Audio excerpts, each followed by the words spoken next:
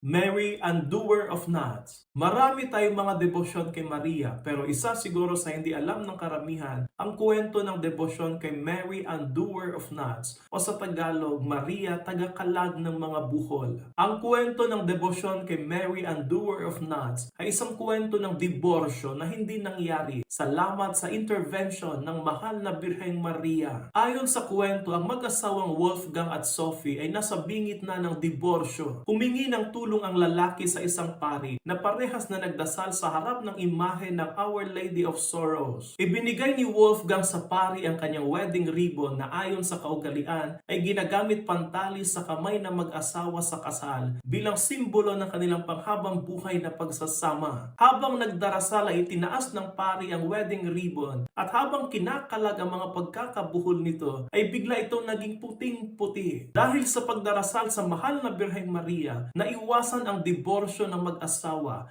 at ipinagpatuloy ang kanilang buhay pag-aasawa. Kaya ang imahe ay batay sa kwento na naglalarawan sa mahal na Birheng Maria na kinakalas ang mga buhol ng buhay mag-asawa. Ngayon na napakainit ang usapin ng divorce, bakit ayaw muna nating humingi ng tulong sa mahal na Birheng Maria, tagakalag ng mga buhol sa buhay? For sure, hindi tayo bibiguin ng mahal na Birheng Maria dahil tayo ay kanyang mga anak.